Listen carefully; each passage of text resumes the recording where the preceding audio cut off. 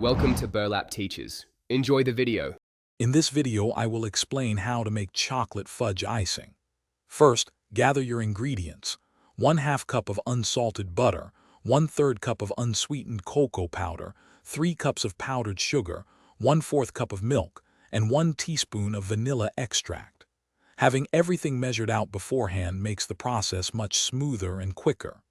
This simple recipe yields enough icing for a standard 9-inch cake.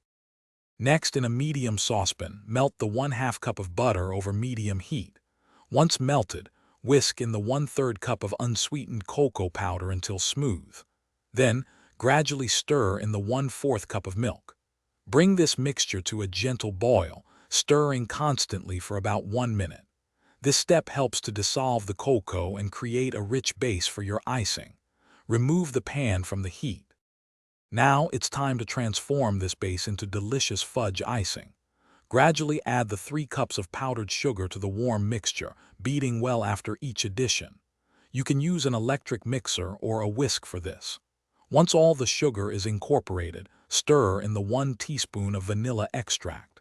Continue beating until the icing is smooth, glossy, and has a spreadable consistency.